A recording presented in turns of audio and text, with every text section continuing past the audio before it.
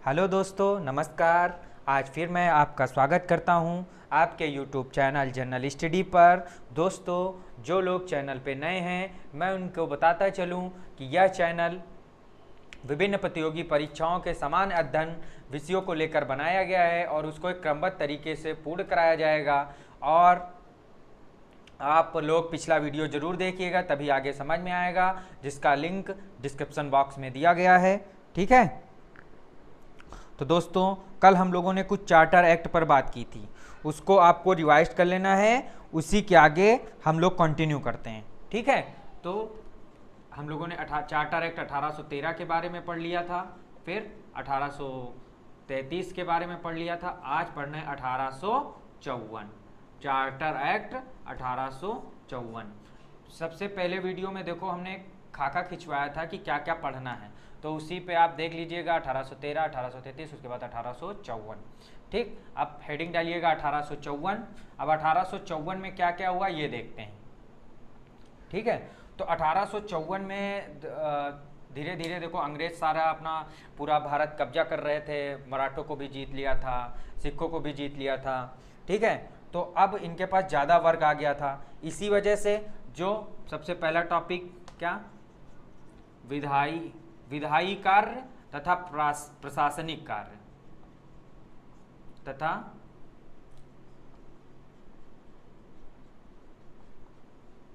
प्रशासनिक कार्य को अलग अलग कर दिया। ठीक।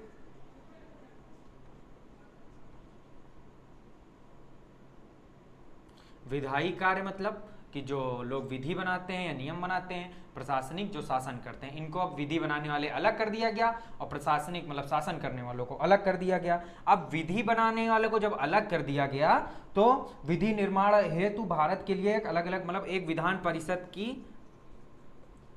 परिषद का गठन किया गया।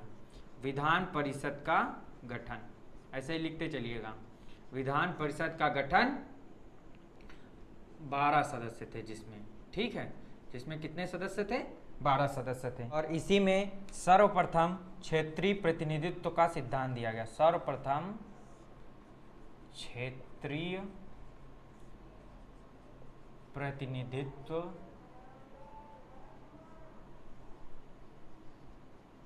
का सिद्धांत। इसका मतलब ये हुआ कि अलग अलग क्षेत्र से अलग अलग मतलब गवर्नर जनरल बनाए जाने लगे, या अलग अलग लोग आते थे। ठीक। अंग्रेजी आते थे, भी कोई भारतीय नहीं आ रहा है। ठीक। अब इसी के पर्पज से बंगाल देखो, पहले होता था सबका गवर्नर जनरल पूरे भारत का, अब बंगाल के गवर्नर जनरल, बंगाल के गवर्नर, पहले तो बंगाल का गवर्नर होता था। ठीक। उसके बाद बंगाल के गवर्नर का लेफ्टिनेंट गवर्नर नियुक्त कर दिया गया। Lieutenant governor. ठीक। मतलब वहाँ से बंगाल एक बड़ा क्षेत्र था, इसी वजह से बंगाल के लेफ्टिनेंट गवर्नर की नियुक्ति, ऐसे लिख लीजिए। ठीक। और इसमें क्या क्या हुआ हमने बताया था 1833 में कि विधि सदस्य के रूप में एक सदस्य को शामिल किया गया था। ठीक है। इसमें कार्यकारिणी सभा में, गवर्नर जनरल की कार्यकारिणी सभा में चौथा सदस्य शामिल किया गया था। अब उसको मतदान देने का अधिकार नहीं था, लेकिन सलाह देने का अधिकार था। तो अब उसको क्या किया गया, उसको पूर्ण सदस्य बना दिया गया। ठीक। यहाँ लिख लो ऐसे, विधि सदस्य को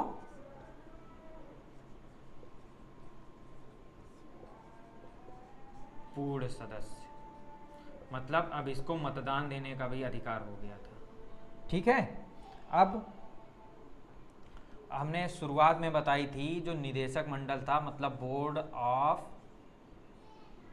ऑफ डायरेक्टर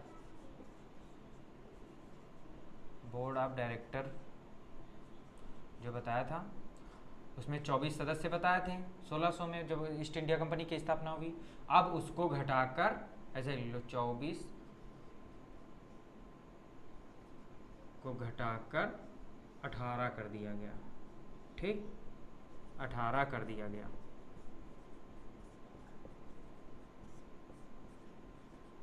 6 मनोनीत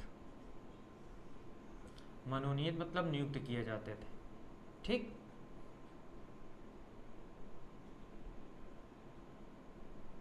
इसके बाद और इसमें क्या हुआ, 6 मनोनीत किए जाते थे और ये किसके द्वारा नियुक्त किए जाते थे, क्राउन के द्वारा, मतलब जो ब्रिटिश की सामग्री थी उसके द्वारा ये नियुक्त किए जाते थे।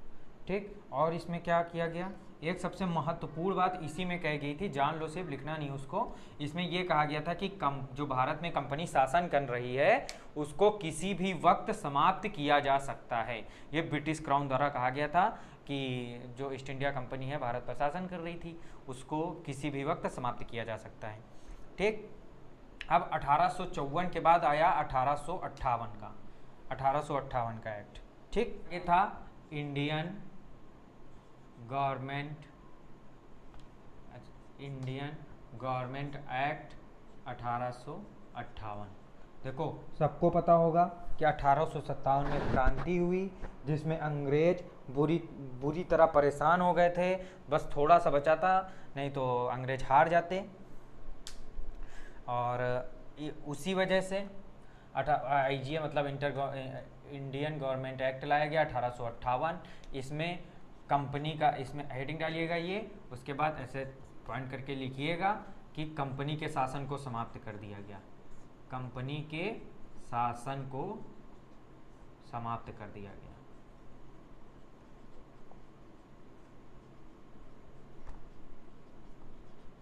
देखो ब्रिटिश क्राउन की मंशा पहले से थी और बस 1857 की क्रांति का बहाने को लेकर कंपनी के शासन को, क्योंकि जब 1854 में बात की थी कि कंपनी का शासन किसी भी वक्त समाप्त किया जा सकता है तो उनको बहाना मिल गया 1857 की क्रांति का। इसी वजह फिर तुरंत लेके आ गए अधिनियम कि समाप्त कर दिया गया इनके शासन। अब ये 1858 में समाप्त कर दिया गया। इसकी घोषणा किसने की थी, महारानी विक्टोरिया ने घोषणा की, है ना, महारानी विक्टोरिया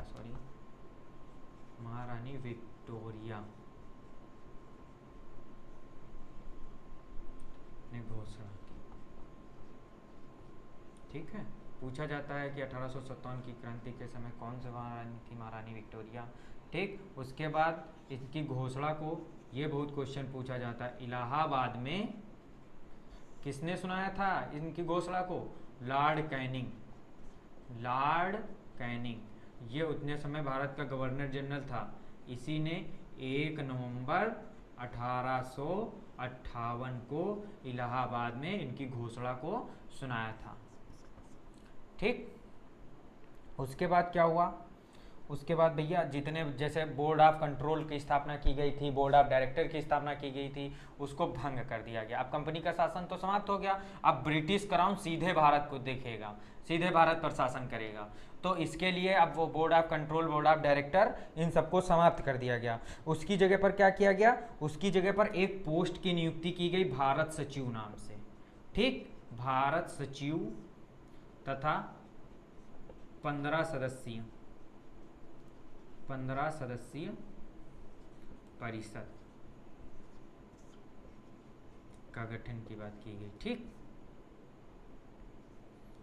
एक पोस्ट दी गई भारत सचिव के नाम से जो ब्रिटिश संसद का सदस्य होता था, तथा 15 सदस्यीय परिषद के गठन की बात की गई।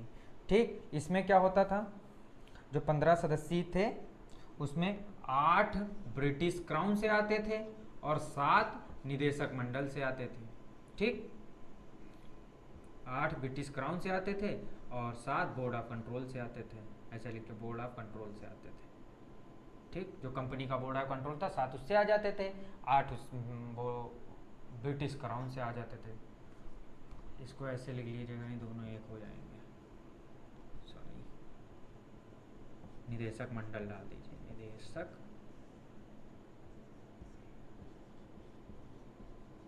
मंडल। ठीक, और इसमें क्या हुआ, सबसे इंपॉर्टेंट बात जो 1833 में कहा गया था कि बंगाल के गवर्नर जनरल को अब भारत का गवर्नर जनरल कहा जाएगा, लेकिन अब इसमें भारत के गवर्नर जनरल को वायसराय कहा जाने लगा। ठीक, अब उसको बदल के क्या किया गया, वायसराय कहा जाएगा। अब ये वायसराय एक प्रकार से समझ लो ब्रिटिश क्राउन के प्रतिनिधि के रूप में कार्य करेगा, कंपनी के नहीं, ब्रिटिश क्राउन के प्रतिनिधि के रूप में। ठीक है। अब इसके बाद ये क्वेश्चन पूछा जाता है भारत के प्रथम वायसराय कौन थे, तो गवर्नर जनरल जितने समय लॉर्ड कैनिंग थे, तो यही वायसराय बना दिए गए प्रथम वायसराय। प्रथम वायसराय थे लॉर्ड कैनिंग। ठीक।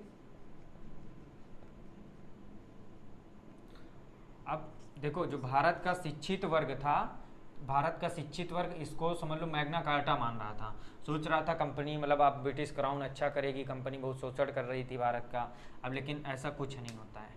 ठीक। तो 1858 में हमने क्या पढ़ा कि 1857 की क्रांति के बाद कंपनी के शासन को समाप्त कर दिया गया। किसके द्वारा, महारानी विक्टोरिया ने घोषणा की थी। और इसको सुनाया किसने था, इलाहाबाद में लॉर्ड कैनिंग ने 1 नवंबर 1858 को। उसके बाद भारत सचिव तथा 15 सदस्यीय परिषद का गठन। अब board of control, board of निदेशक ये सब खत्म कर दिया गया और इसमें 8 ब्रिटिश क्राउन के होते थे सदस्य, 7 निदेशक मंडल के होते थे। फिर भारत के गवर्नर जनरल को वायसराय कहा जाने लगा। उसके बाद प्रथम वायसराय कौन थे, लॉर्ड कैनिंग थे। ठीक। 1858 में बस इतना ही पढ़ना है, इसके अलावा कुछ नहीं, बस इसमें ही क्वेश्चन आएगा। अब हम बात करेंगे भारतीय परिषद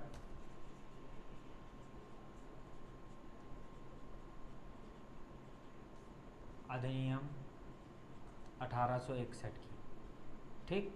1858 के बाद फिर 1861 में लेके आ गए। इसमें क्या हुआ, सबसे पहला पॉइंट लिख लीजिएगा, प्रतिनिधि शासन की शुरुआत। प्रतिनिधि शासन की शुरुआत।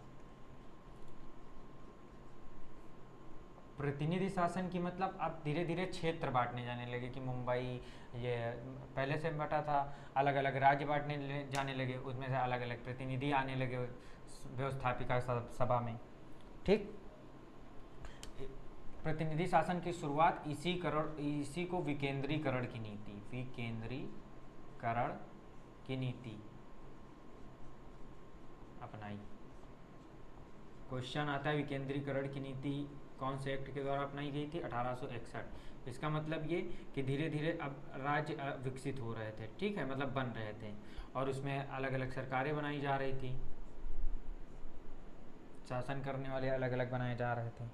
ठीक। और सबसे महत्वपूर्ण पॉइंट कि वायसराय को, अब भारत के गवर्नर जनरल को वायसराय कहा जाने लगा, तो अब वायसराय को अध्यादेश जारी करने की शक्ति, अध्यादेश जारी करने की शक्ति।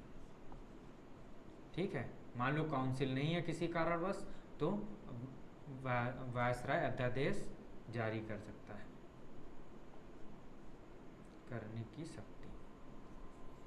ठीक। और इसमें मुंबई, ये खैर इम्पॉर्टेंट नहीं है पर लिख लीजिएगा, मुंबई व मद्रास मतलब चेन्नई मद्रास की सरकारों को पुनः कानून बनाने की शक्ति। बीच में हटा दिया गया था ना, किसी एक्ट में पढ़ा था, पुनः कानून बनाने की शक्ति दे दी गई। ठीक। और एक 1861 में नोट करके लिख लीजिएगा, 1861 नोट करके लिख लीजिएगा, 1861 में जेम्स विल्सन द्वारा बजट प्रस्तुत किया गया था।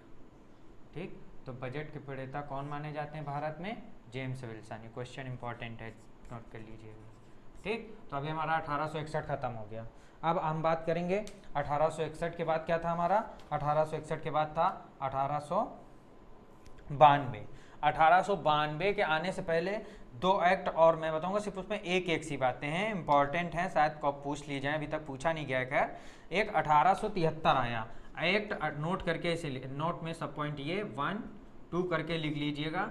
एक्ट 1873 में कहा गया कि कंपनी के शासन को भंग किया जाता है, भंग किया जा सकता है। ठीक, कंपनी के शासन को भंग किया जा सकता है। तो 1873 में घोषणा की गई, लेकिन भंग कब किया गया? एक्ट 1873 में कंपनी का शासन भंग, कंपनी का शासन भंग किया जा सकता है। ठीक, और कब भंग किया गया? 1884, 1 जनवरी 1884 में। ठीक, ईस्ट इंडिया कंपनी को भंग कर दिया गया। पहले तो उससे शासन करने की जो शक्ति प्राप्त थी वो छीन ली गई, अब कंपनी को डायरेक्ट भंग कर दिया गया। ठीक, और एक और एक्ट 3 नंबर पे लिख लीजिएगा नोट करके, शाही, ये क्वेश्चन पूछा गया है पीसीएस में, शाही उपाधि अधिनियम 1876। इसमें क्या हुआ, जो ब्रिटिश महारानी थी,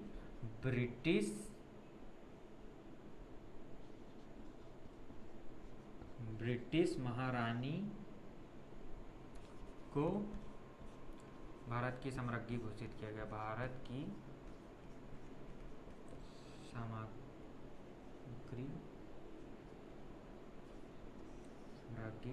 घोषित किया गया। ठीक, तो भारतीय परिषद अधिनियम 1861 में क्या हुआ, प्रतिनिधि शासन की शुरुआत मानी जाती है, विकेंद्रीकरण की नीति अपनाई गई। ठीक, वायसराय को अध्यादेश जारी करने की शक्ति दे दी गई, मुंबई व मद्रास सरकारों को पुनः कानून बनाने की शक्ति। ठीक, उसके बाद नोट करके लिख लीजिएगा, नंबर 1 पे 1861 में जेम्स विल्सन द्वारा बजट प्रस्तुत किया गया, इसी को भारत में बजट का प्रणेता माना जाता है। और नंबर 2 पे लिख लीजिएगा, एक्ट 1873 में कंपनी का शासन भंग किया जा सकता है। और भंग कब किया गया? भंग किया गया 1 जनवरी 1884 में।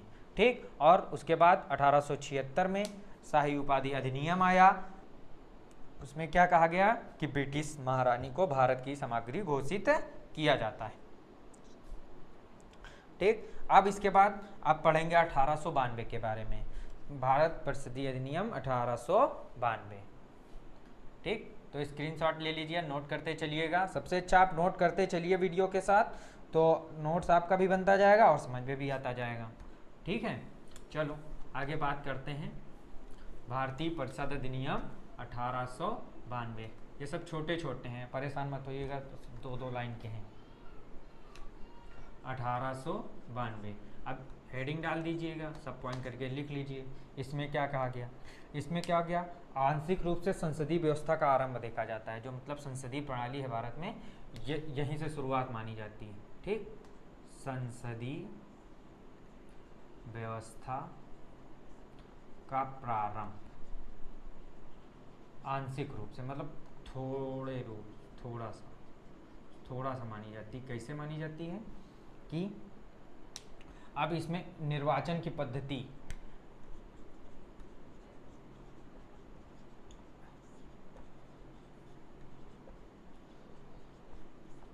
पहले था निर्वाचित नहीं होते थे, ये सब अंग्रेज अपने हिसाब से नियुक्त कर देते थे, बाहर से इंग्लैंड से आ रहे हैं, इंडिया से लिए ले रहे हैं। लेकिन अब क्या हुआ, निर्वाचन की पद्धति, अब चुने जाएंगे, अप्रत्यक्ष रूप से चुने जाएंगे। ठीक है, जो ऊंचे कुल के लोग होते थे वो उन्हीं को डिसाइड करते थे, अप्रत्यक्ष रूप से, जनता नहीं भागीदार होती थी, पर कुछ लोग अंग्रेज डिसाइड करते थे कि ये लोग चुन सकते हैं। ठीक, इसी में प्रतिनिधि सरकार की, उसमें तो प्रतिनिधि शासन की बात की गई थी पिछले वाले में, इसमें प्रतिनिधि सरकार की नींव रखी गई, प्रतिनिधि सरकार की नींव। ठीक, और क्या हुआ, संसदीय व्यवस्था का प्रारंभ हो गया आंशिक रूप से, निर्वाचन की पद्धति, इसमें लिख लो आंशिक रूप से। ठीक, निर्वाचन की पद्धति हो गई, प्रतिनिधि सरकार की नींव हो गई। और इसमें सबसे महत्वपूर्ण बात थी कि जो परिषद थी ना, जो परिषद बनाई गई थी, उसमें परिषद में भारतीयों को बजट पर प्रश्न पूछने का अधिकार दिया गया, प्रश्न पूछने का अधिकार,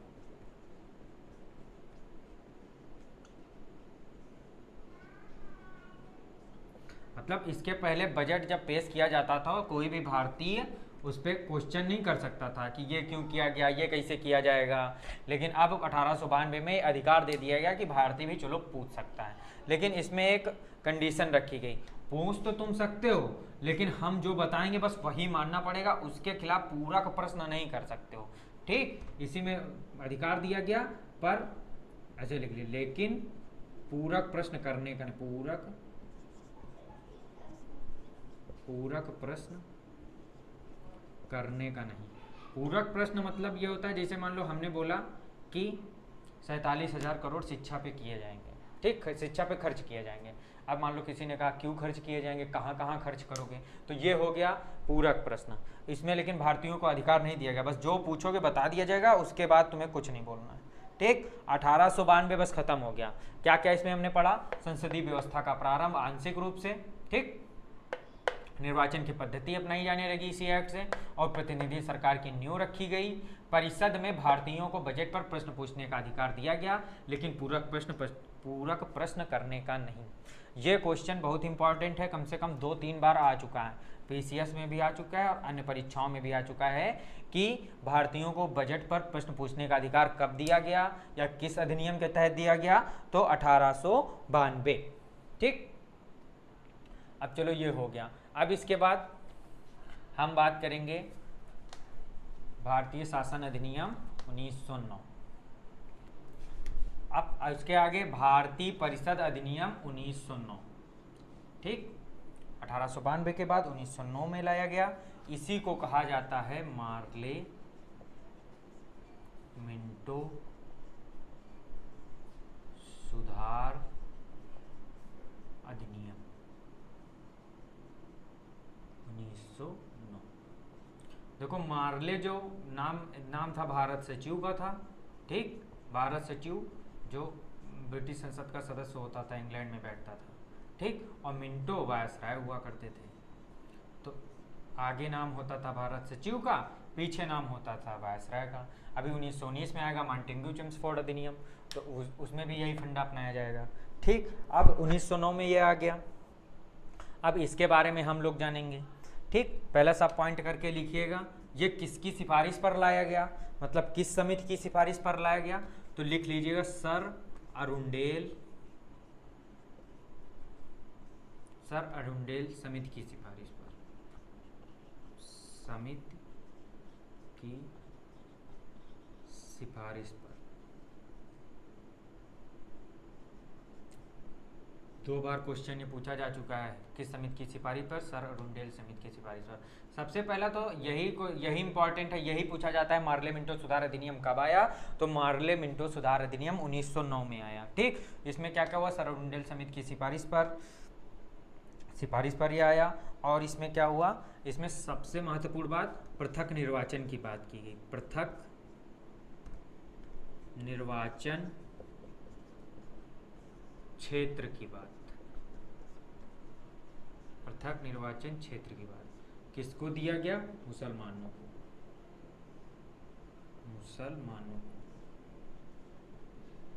देखो इसमें ये क्या हुआ, इसमें जब देखो 1905 में बंगाल विभाजन हुआ, उसके बाद स्वदेशी आंदोलन चरम पे था। स्वदेशी आंदोलन के बाद भारत का राष्ट्रवाद भी एकदम चरम पे था। ठीक, तो उसी में अंग्रेज परेशान थे कि अब क्या करें। तो एक कहावत सुनी होगी कि फूट डालो और राज करो। तो यहीं से स्टार्ट किया अंग्रेजों ने पृथक निर्वाचन क्षेत्र की बात करके। इसमें फूट डाला और मुसलमान और हिंदुओं में फूट डाला और राज किया। राज कैसे फूट डाला, पृथक निर्वाचन क्षेत्र का मतलब क्या होता है पहले ये जानो। पृथक निर्वाचन क्षेत्र का मतलब ये होता है कि जैसे मान लो कोई क्षेत्र है, अब इसमें अगर मुसलमान खड़ा होगा तो उसको सिर्फ मुसलमान ही वोट करेंगे, सिख खड़ा होगा तो सिख वोट करेंगे। ठीक, ईसाई, इसको खैर पृथक निर्वाचन क्षेत्र नहीं, सिर्फ मुसलमानों को दिया गया पृथक निर्वाचन क्षेत्र इस एक्ट में। ठीक, तो अब मुसलमान को सिर्फ कुछ क्षेत्र थे, मुसलमान ही वोट कर सकते। तो इसमें ऑब्वियस सी बात है कि मुसलमान और हिंदुओं में तकरार बढ़ेगी और अंग्रेजों को इसमें फायदा होगा। ये बात इंडियन समझ नहीं पाए। ठीक, और इसमें क्या बात की गई, अब जो पिछले एक्ट में पढ़ा कि इन बजट पर पूरक प्रश्न करने का अधिकार नहीं था, पर इसमें 1909 में दे दिया गया, क्योंकि अब सब लोग धरना दे रहे थे, ठीक, आंदोलन कर रहे थे, तो अब राष्ट्रवाद पनप रहा था, तो इसी वजह से अब अंग्रेजों को देना पड़ा बजट पर, ऐसे करके लिखो, बजट पर पूरक प्रश्न करने का अधिकार।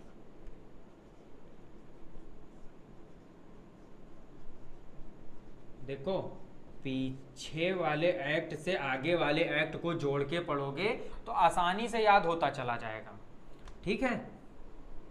अब और क्या हुआ, अब इसमें एक सबसे महत्वपूर्ण बात हुई कि भारत परिषद, सर्वप्रथम भारत परिषद वो जो इंग्लैंड में बनी थी, ठीक, भारत में शासन करने के लिए भारत परिषद में 2 भारतीय शामिल किए गए। भारत परिषद में 2 भारतीय शामिल, पहली बार 2 भारतीय शामिल। कौन कौन से भारतीय थे, उनका नाम इंपॉर्टेंट है, लिख लीजिएगा।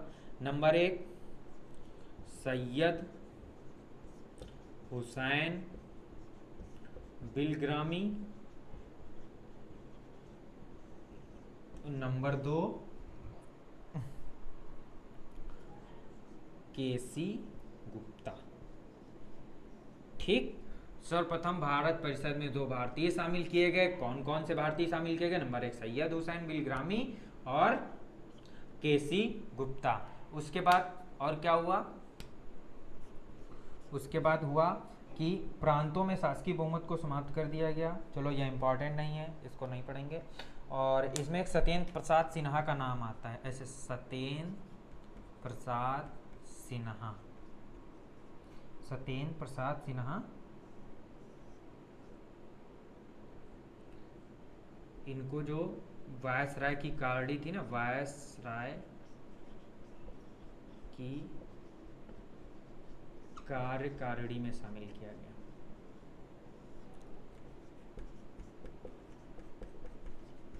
ठीक, पहले भारतीय थे, इसे करके लिख लो, प्रथम भारतीय जिसको शामिल किया गया था। किसको शामिल किया गया था, एसपी सिन्हा को, और इसी को मतलब इन्हीं को लॉर्ड की उपाधि दी गई। बाद में इन्हीं को लॉर्ड की उपाधि दी गई, लॉर्ड की उपाधि। बस ये हो गया, समझ लो, खत्म।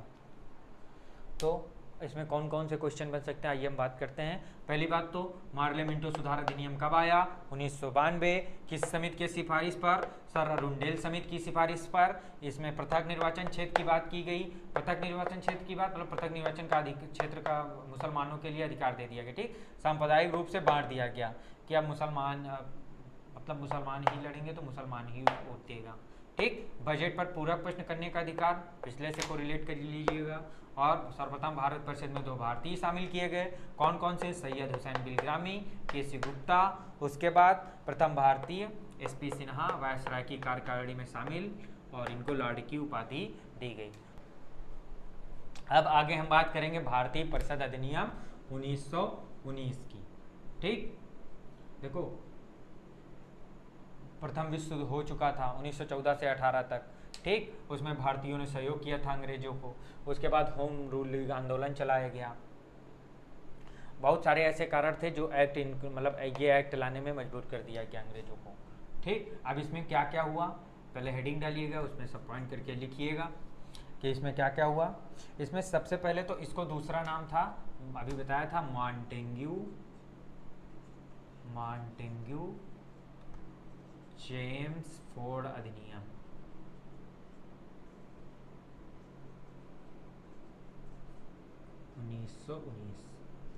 ठीक, मॉन्टेग्यू चेम्सफोर्ड अधिनियम। मॉन्टेग्यू भारत सचिव था, चेम्सफोर्ड वायसराय था। ठीक है, अब इसमें क्या क्या हुआ, इसमें सबसे पहले तो जो भारत का सचिव था, भारत सचिव का खर्च अब ब्रिटिश संसद द्वारा किया जाएगा, ब्रिटिश राजस्व द्वारा किया जाएगा। भारत सचिव का खर्च ब्रिटिश राजस्व द्वारा,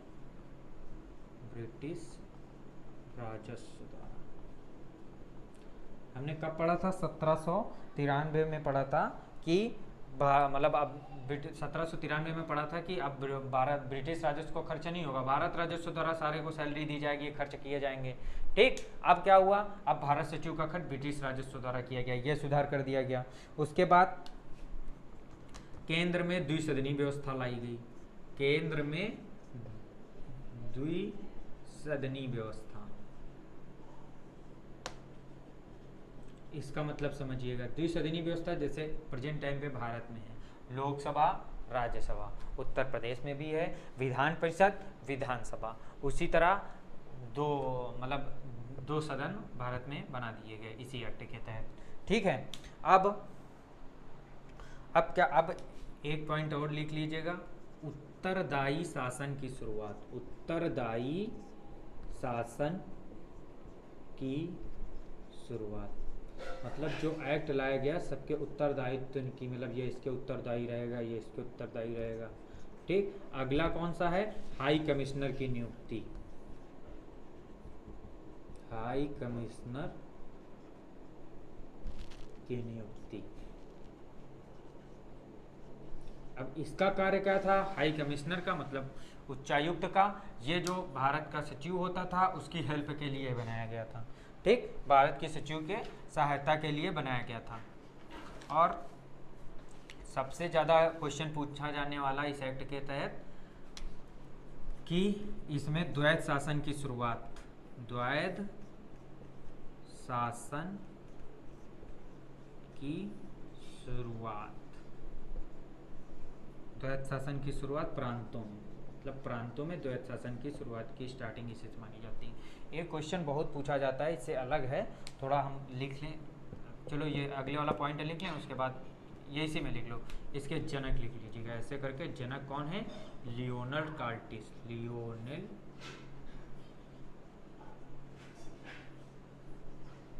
कार्टिस।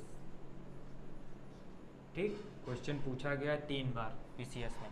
द्वैध शासन की शुरुआत प्रांतों में, ठीक, इसके जनक, द्वैध शासन के जनक कौन माने जाते हैं, लियोनेल कार्टिस। ठीक है, अब एक 2-3 बातें और बची, देखो। पहली बात तो लोक सेवा आयोग, लोक सेवा आयोग की इसी में बात की गई, लोक सेवा आयोग की स्थापना इसी एक्ट में बात की गई, फिर आगे स्थापना होती। ठीक, लोक सेवा आयोग की स्थापना और महालेखा परीक्षक की नियुक्ति, महालेखा परीक्षक की नियुक्ति। ठीक है, अब इसमें एक और बात याद रखना, क्वेश्चन पूछा नहीं गया पर याद रखना, जो सांप्रदायिक क्षेत्र था उसमें सिर्फ मुसलमानों को दिया गया था पृथक निर्वाचन क्षेत्र। इस एक्ट में पता अंग्रेजों ने क्या दिमाग लगा दिया, ये सिख को भी दे दिया, ईसाई को भी दे दिया, आंग्ल भारतीयों को भी दे दिया और यूरोपीय भी, सबको पृथक निर्वाचन क्षेत्र का अधिकार दे दिया गया। ठीक है, तो हमने 1919 में क्या पढ़ा कि भारत सचिव का खर्च ब्रिटिश राजस्व द्वारा दिया जाएगा, केंद्र में द्विसदनी व्यवस्था, इसको अच्छे से भी समझा दिया, उत्तरदायी शासन की शुरुआत, हाई कमिश्नर की नियुक्ति की गई। ठीक, काहे के लिए की गई, भारत सचिव की सहायता के लिए। द्वैध शासन की शुरुआत, अब द्वैध शासन के बारे में आपको बता दें, द्वैध शासन का मतलब होता है 2 लोग शासन करें। जैसे प्रांतों में कुछ विषय बनाए गए, ठीक, केंद्र के विषय अलग कर दिए गए, राज्य के विषय अलग कर दिए गए। अब राज्य के विषय में फिर 2 विषय अलग कर दिए गए, एक हस्तांतरित विषय, एक आरक्षित विषय। अब आरक्षित विषय में क्या होता था कि दो लोग अलग से शासन करते थे और 2 लोग वायसराय दोनों में शामिल होता था। एक में वायसराय भारत मंत्री होता था, एक में वायसराय शायद भारत सचिव होता था। ये दोनों अलग अलग विषय पर अलग अलग तरीके से शासन करते थे। इसी वजह से द्वैध शासन, इसी को द्वैध शासन कहा जाता है। द्वैध शासन मतलब 2 लोगों का शासन। ठीक, फिर उसके बाद लोक सेवा आयोग की स्थापना इसी एक्ट में बात की गई और उसके बाद महालेखा परीक्षक की नियुक्ति भी इसी एक्ट में की गई। ठीक, और एक नोट करके पॉइंट लिख लीजिएगा, बहुत ही इम्पोर्टेंट है, 2 बार आ चुका है पीसीएस एग्ज़ाम में, कि जो 1861 का एक्ट था उसमें लॉर्ड कैनिंग